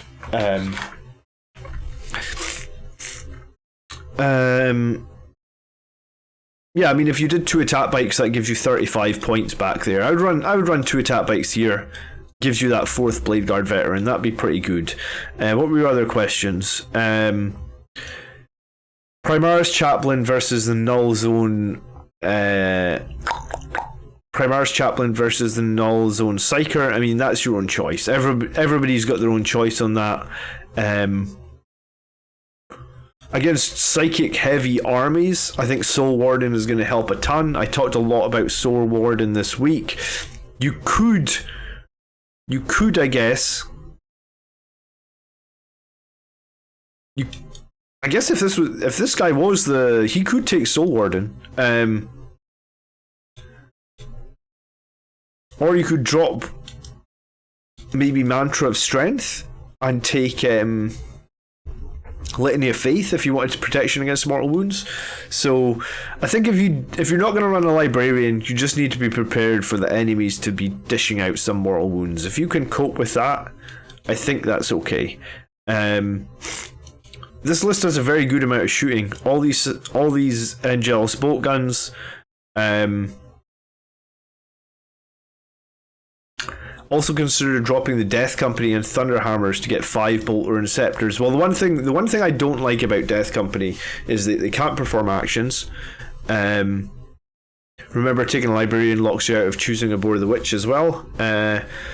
How are you getting +1 on the hammers? I don't think there is any way that he's getting +1 on those hammers. So if you're not getting plus to hit on the hammers, then maybe Bolter Interceptors would be better. The other thing that's nice about the Bolter Interceptors is they can shoot and perform actions, and they can charge as well, and they're toughness 5. I actually think Bolter Interceptors are more likely to survive than Death Company.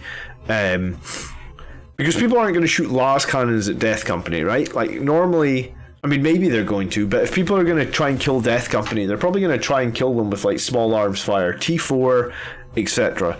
So I think, strength 4. So I think the T5 on the Bolter Inceptors, or on the Inceptors in general, actually makes them more survivable than the Death Company. They both have the same 3-up save, but 6-up shrug. I don't know, I just don't rate the Death Company shrug. I think you can make, like, Jack Harpster is making this 5-man Death Company with Thunderhammers work.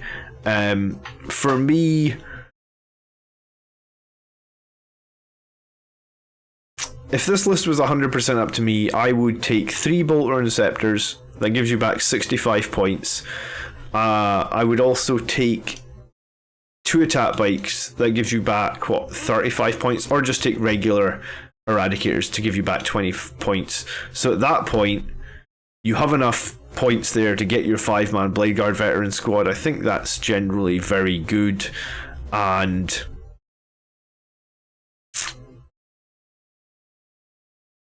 at that point, 65 plus 20, 85, you got like 15 points left over.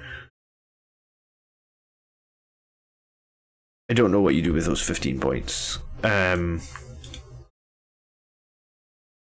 Probably add an Infernal Pistol to both Sangregard. I always think there's value in adding an Infernal Pistol to a big, powerful, close combat unit that's unlikely to die in one turn, meaning when it's your turn again, you're still in combat, you get to shoot them in the face with an Infernal Pistol. It's a minimum of 3 damage, maximum of 8. I like it a lot. Doesn't always work, but I like it a lot. It generally does damage every battle. Alright, so let's think about scoring. We have just one OBSEC unit, and it is Assault Intercessors. Do you know what actually I would do is I would swap out those Assault Intercessors for a squad of Incursors as well.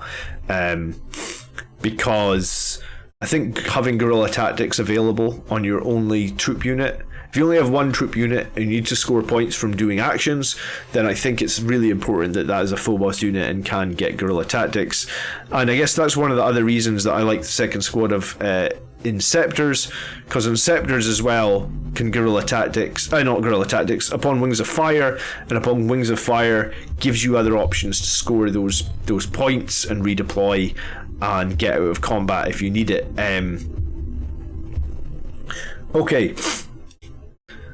So, at the moment, I think it's a 6.5, but I really would maybe try and get your one troop unit to become Phobos. We have, I guess, a squad of Inceptors and 2 Dreadnoughts, and a bunch of firepower coming out from, like, what's this, like 13 Sanguinary Guard. So I think against horde-based lists, this is kind of fine. Like, it will be able to deal with hordes, no problem. This is probably similar to the first list on its 9. Anti-vehicle monster, I think, is great in this list. You know, you've got 2 Redemptors, you've got Plasmas, you've got Eradicators, you've got the giant Sanguinary Guard, you've got all these Thunderhammers. In terms of, at the moment, how many 3 damage or above weapons do you have? You have 4, 5, 6, 7, 8, 9, 10, 11, 12, 13, 3 damage weapons. So anti-monster in this list, it feels very strong, actually.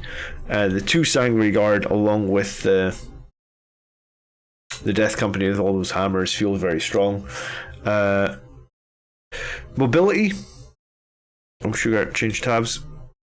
Mobility is generally good.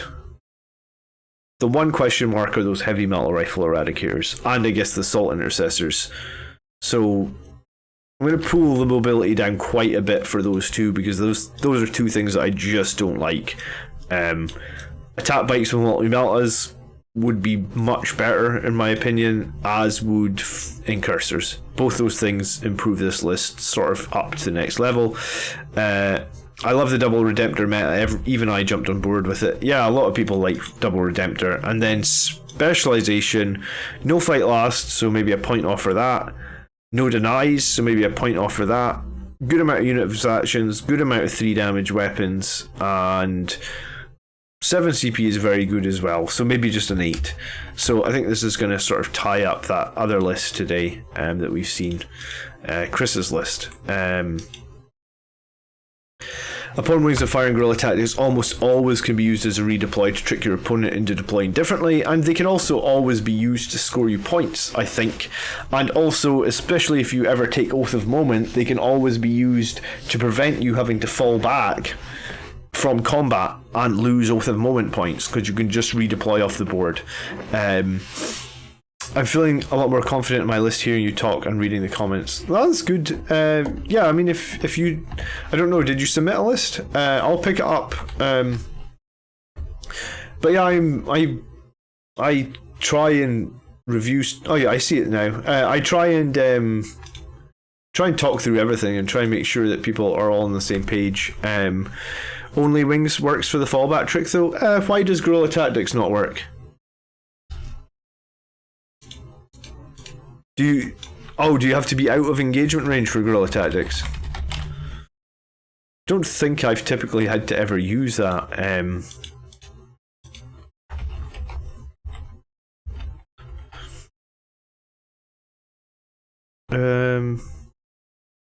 Yeah, okay, so you have to be more than 6 for guerrilla tactics. Makes sense.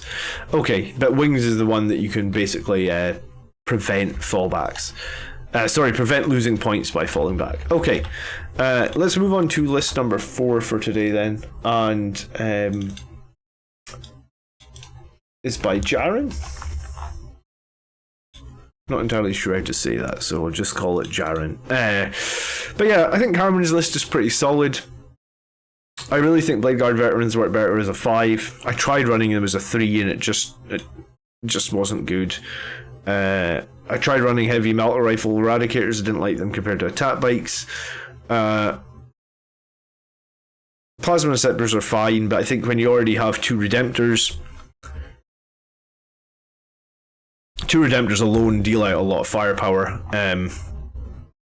They're a very solid core of a list, or 2 Dreadnoughts in general. It could be 1 Redemptor, 1 Volkite Contemptor. I think both of those things are pretty good, right? Okay. Let's talk about Jaren's list then.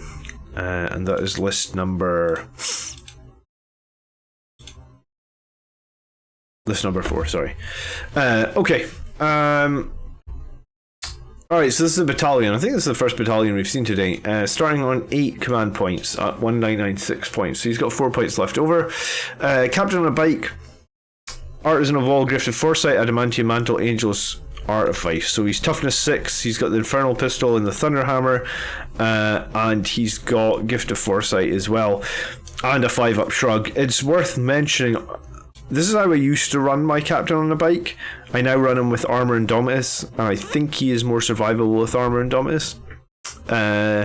You are 1 less toughness, you do have the same amount of wounds, but once per game you can turn on that 3 double plus, or 3 plus invulnerable save, whatever you want to call it, for a single phase. You do not need to turn it on until you know how many saves you need to make. And this, I think, is very, very important and strong, so something to be aware of. We then have a Librarian with Veil of Time, Null Zone, Psychic Fortress, and he's the Chief Librarian. Again, no Psychic Mastery here, so again, I think this is the wrong call. He's got 8 CP, so he can 100% afford, so he really needs to add Psychic Mastery here. It's just going to make your Psyker that much better throughout the entire game, and yeah, I can't put enough emphasis on how much better this is. I'm going to make a video on how much better this is. Quite a few people aren't running it, and I'm going to make a video that includes it. So he then has a Primaris Tetmarine and he's Master of the Forge. Again, with this many CP on him, I might be consider Soul Warden, question mark. If he's got a couple of Redemptors, he's actually got a Redemptor and 2 Relic Contemptors. I was going to say Soul Warden will provide a lot of value, protect them against mortal wounds. So I would do that. I would spend 2 more CP in this list. What's interesting is his 3 characters are the 3 characters that I am running in my competitive list, just slightly different. So I'm running Soul Warden, I'm running Psychic Mastery, and I'm running Armor Indomitus. So Kerry just from earlier in the stream added Psychic Mastery. I wish they'd called it Psychic Master. That's what I wish they'd called it. Null Zone needs Psychic Master. Yeah, it does. The cast of 7 is a lot more reliable. And do you know what? The reason I want to make a video is I want to explain how much more reliability Psychic Mastery adds. And I'm going to talk about Mephiston as well, and see if we're going to make another video on Psychers. I don't know if I'm making it this week, but it's coming soon. Okay, then we have 3 squads of Incursors. Incursors are a great troop choice. I don't necessarily know if you need 3 squads. You could maybe have like 2 and an Assault Intercessor squad, but I guess this gives you maximum maneuverability on the battlefield. The Incursors can all forward deploy, you can move them around. Incursors are arguably some of the best troops choice that we have at the moment. I'm interested actually on our tier list. Where did we put Incursors? Were they on our tier list for troops? We said Infiltrators were S tier and Incursors were A tier, which is interesting. I don't know, if I look at that now, I think Incursors are probably, I don't know if Infiltrators are S. I maybe move them like they are. I think the Deep Strike Denial Infiltrators is very nice, so I guess that's why they got put on S. But I don't know if it necessarily makes them like you must take Infiltrators every game. I think now looking at it, and things have changed, I guess, since we did this, Mark. Possibly they could sit in the A tier. I guess, yeah, the meta does change from time to time, I guess. Alright, but yeah, Incursors are very good. I like them a lot. We then have, this is a 5-man Vanguard Veteran and Neo Volkite Pistol. I don't know if the Neo Volkite Pistol is the best way to spend 5 points. I think it's okay. It's like strength 5, no AP, 2 damage, 6s do mortals, but really you're only going to arguably get like 1 or 2 mortals through the entire game. It's okay. I'd say the Infernal Pistol and the Sanguinary Guard is better, and I notice here he has a bunch of Sanguinary Guard and no Infernal Pistol, so I would swap that. I think you get more value throughout the game. Tactical Marines could drop down a tier as well. What, from C to D? Are you being mean, or you think they could go from B? Alright, a Redemptor and 2 Contemptors, both Contemptors, Cyclone missile launchers and twin Volkites, and this is obviously very meta and very strong. We've talked about how good these are. 3 of them, I guess, is great. I run 2 Redemptors. I tried last week to run the Relic Contemptor and a Redemptor. It's all very good. These are just very strong units, and they do generally just win games, I guess. Okay. Sanguinary Guard. 2, 4, 6, 8 Sanguinary Guard, mostly axes, 1 sword. I would like to see more of a mix here. I think that you have Null Zone in here, so you actually get more value from the swords if you get Null Zone off effectively, because the swords become -4. So a mix of 4 and 4 probably would be preferred. Axes are going to make it easier to wound certain armies, and I guess they are going to push certain armies onto their 4-up invuln save, but you do have the way to turn off the invuln save. So if you've got that way to turn off the invuln save, I think you want a mix of swords and axes. I really do. Then we have 10 Vanguard Veterans, all Lightning Claws and Storm Shields. And these guys can obviously be combat squadded if you want. And the reason I guess is 10 would be your 6 elite choices. And yeah. So I like this list a lot. Like,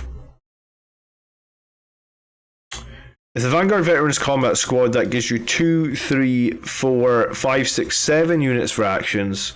You have 3 really solid HQ units. They're arguably the strongest HQ units that you can pick for Blood Angels. I know that, I run them myself. Blade Guard, 5-man squad pushing the middle is brilliant. 1 Redemptor is good, I guess. 2 is good. 2 Relic with the Volkite Coverings is also very good.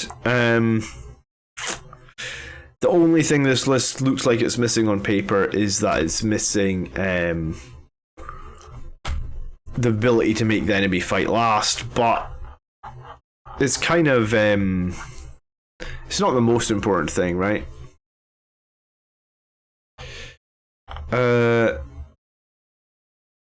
CML are too expensive for the Reddit. Cyclone missile launchers. Yeah, you're probably right. Cyclone missile launchers are pretty effective, are pretty expensive, but I guess it does give this list a little bit of anti-tank firepower, right? Like if you have to consider the macroplasma, a single macroplasma is never going to kill a tank in a single turn. I mean, on average, you're going to do like 6 wounds to some enemy armor if you get lucky. If you get really lucky, yeah, you could do 18 wounds, but let's be real, you're probably going to do like 6. So having the 2 Cyclone missile launchers there gives you the ability to probably go from not being able to kill, let's say the enemy has a rhino or something. 2 Cyclone missile launchers gives you the chance of blowing up a rhino, I guess. Like, you're probably going to hit on 3s, re-rolling 1s, so you have about an 80% chance to hit. You got 4 missiles, so you get 3.2 hits. You're going to wound on 3s because it's strength 8, so you're going to make them take some. They're going to maybe fail a save, so they'll take 0.6. And then you do an average of 3.5 damage with a Cyclone rock from a crack missile. So yeah, I mean, if your macroplasma is going to do 6 damage to an enemy, the 2 Cyclone missile launchers are going to average about 5 damage. So yeah, it's not the greatest use of points. Who said that? Sorry, I was looking at what you said, not who said it. Cyclone missile launchers, I've lost it. Dex said it. Yeah, it's not the greatest use of points, Dex, but I think that I can see the reason why you take it, right? Because you want to put some serious hurt into enemy armor in turn 1. I guess you've got heavy doctrine up in turn 1, so your missiles are -3. So if you sneak through a couple of missiles at -3 and you're willing to CP one of them, and then you've got the plasma coming after, you could probably do a bit of damage. I think you're probably right. The Cyclone missile launchers are expensive, but I guess if you just compare them straight up against a multi-melta, which is usually 25 points, right? So they're the same 25 points as a multi-melta. They get 12 more inches. They get 2 less AP. They do the same D6 damage. So when you actually look at it on paper like that, for 12 more inches, and in turn 1 they are -3, so you're going to be shooting them at some armor in turn 1, right? The nice thing about the Cyclones are they're versatile though, so if you come up against a horde based list, you just fire frag missiles into them and you can potentially get 24 shots out of them. I think I'd rather have a hunter killer on a whirlwind. This list doesn't have a whirlwind, but yeah, I mean, I think I don't think Cyclone missiles are terrible at 25 points. I don't think they're great either, but I think, like, I can see the reason to pick it. I think it's okay. And if you want, like, you probably, like, yeah.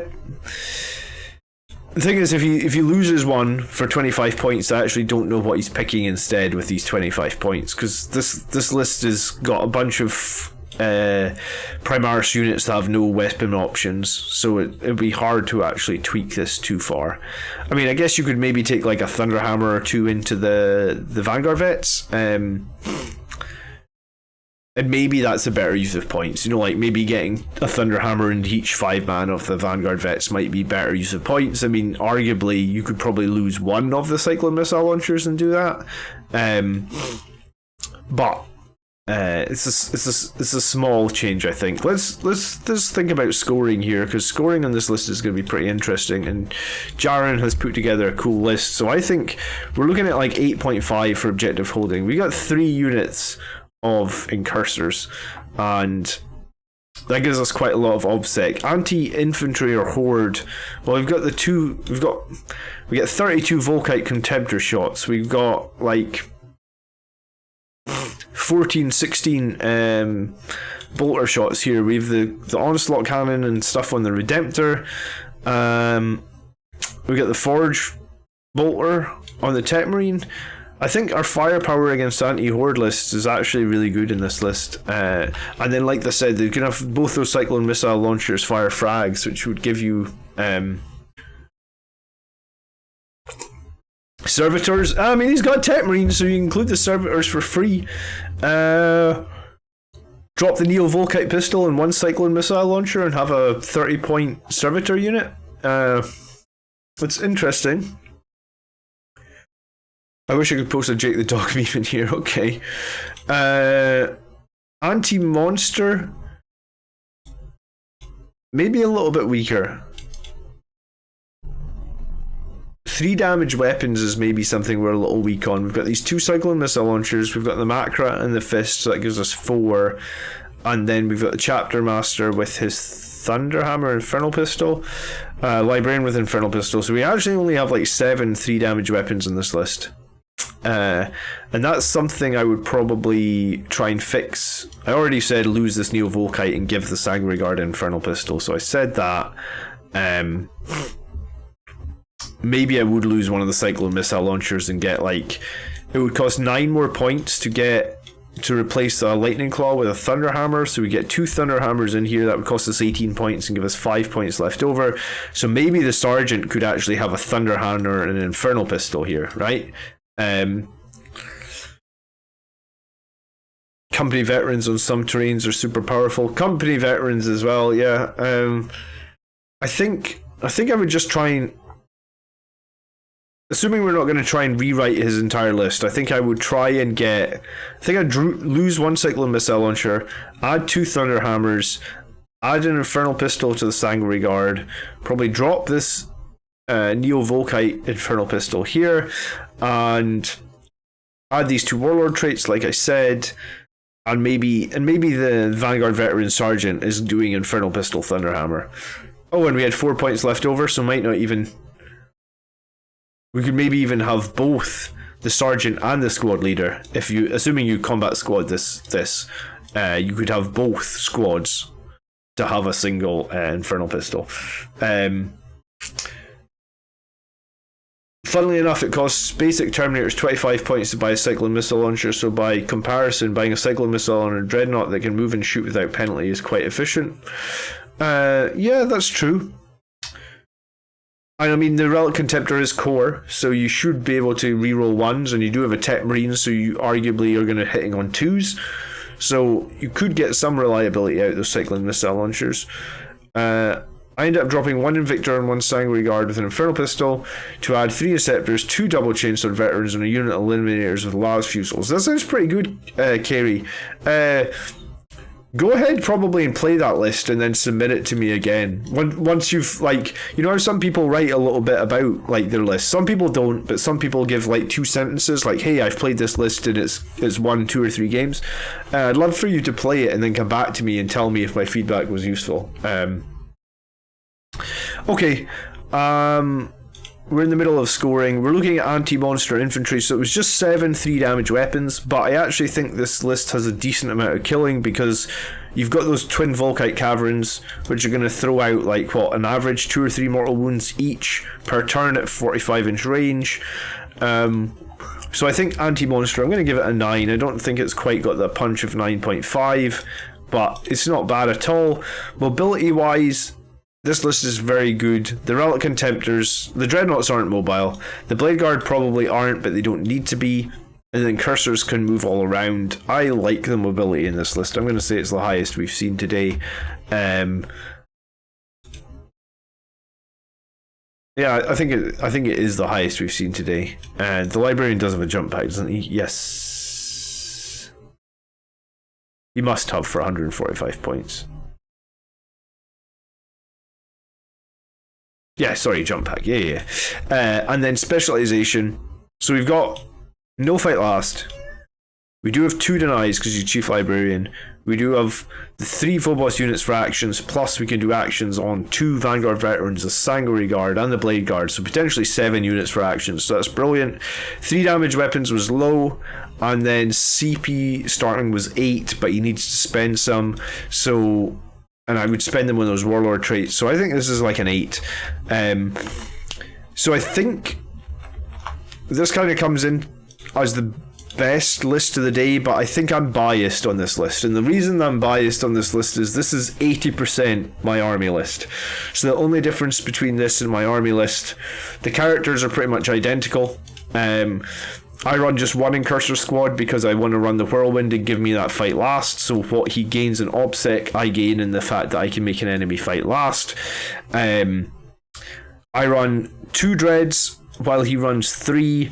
And the reason that I don't run the 3rd Dread is 1, I don't have another Relic Contemptor. If I did, maybe I would run 2 of them. But I run attack bikes with multi-Malthas, and they always come in on the side of the board from reserve. They always manage to pop things with their multi-Malthas. They are very good as well.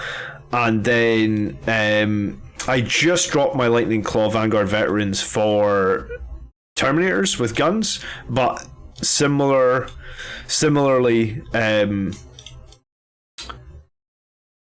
you know, like if I had to build a battalion and you asked me like a month ago, I would pretty much build this list. So I'm biased on this list because this has got all the meta picks, doesn't it? It's got the Lightning Claw Storm Shields, it's got those double Relic Contemptors, it's got the Redemptor, the Blade Guard, it's got room to pick up those important Warlord traits, it's got the Great Chapter Master on the bike, and it's got the Phobos unit. So I think Jaren's list is very, very... I like it a lot. It's, you know, is really close to my army list, I guess. So thank you to everyone that submitted lists this week. It's always appreciated. There wouldn't really be a show if you guys didn't submit lists.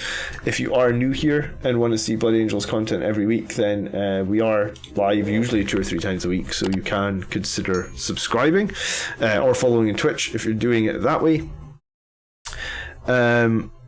We do have Discord that you can join in the link down below, and Discord is usually where you can talk to everybody that's been in the chat today. Thank you guys for being in the chat and answering questions and stuff.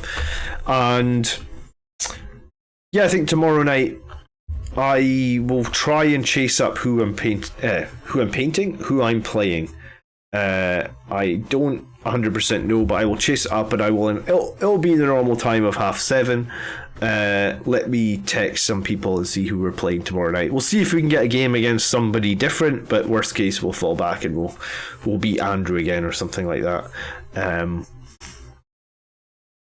I hope you guys had a good Sunday. I hope you enjoyed the stream. I will catch you guys tomorrow night, yeah, and then I think we're going to take Mephiston one last time. I think I guess we'll play Mephiston defensively. So like Shield of Sanguinius, maybe like Unleash Rage and Blood Boil. So no wings, no quickening, and see how that goes. I kind of want to still have wings for the mobility, but I think the problem with wings is it always fails when you don't count on it failing. You know, like it's still a warp charge of 6, even with a reroll it fails. So quite often you move Mephiston forward to do a wings and he fails it, and then you leave him out in the open. Shield to give him 5++, wings and Blood Boil. I'm tempted. I'm also tempted to have him take Unleash Rage and just Unleash Rage on Unleash Rage on the Bladeguard Veterans or something. Give them exploding 6s. Does he need the movement? He moves 7, so his movement isn't bad. He can advance and cast Psychic Powers. So if you move him and advance him in turn 1 pretty aggressively, you're probably going to average about 11 inches of movement. So probably not. He probably doesn't need the wings. I mean, it is nice, but I think it fails too often when he's out in the open. Brune Biscuit says Quickening, Unleash Rage, and Shield. Yeah. So I'll probably run him just one more time, and it will be probably the last time I run him, because I think the tournament that I'm playing is, let me see, 1, 2, 3, 4. I need to double check. I thought the tournament was supposed to be on the 11th of November, but 11th is Thursday, so I must have my dates wrong. Do you know what? I can maybe pull it up on Facebook. Hold on. So I know how many more games I have before. But I want to run Mephiston one more time. I'm probably not gonna be taking something conventional to the tournament anyway, because Andrew's gonna be taking his stupid 16 buggy arc list or whatnot. Here it is. Scottish Takeover, 30 player grand tournament. I am going. Where's the date?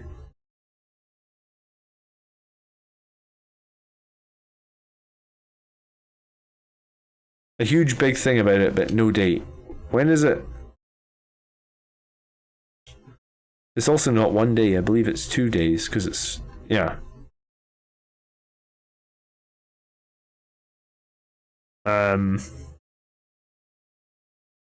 Oh, Saturday the 13th of November. Okay, I got the date. So 1, 2, 3, 4. So it's the 5th weekend away. At the top it said the 13th. Oh, thank you. I was being... That shows you how little I know about Facebook. Okay, so yeah, if I run Mephiston one last time, and then I'll decide if he's going to be in the tournament list or if we're moving back to the 3 characters that we saw there, which is probably more than likely. But if Andrew is bringing his silly 13 buggy list, I'm probably going to end up bringing the Falchion. Wings allows reroll charges. No, Quickening allows reroll charges. Wings just gives you that 12-inch move. I think in the last edition it used to be the other way around. Okay. Alright guys, have a nice Sunday. Thank you so much for watching as always. I will catch you tomorrow night, and we'll have a live game as always, and I hope you enjoyed the stream. By the blood are we made strong, brothers. Peace.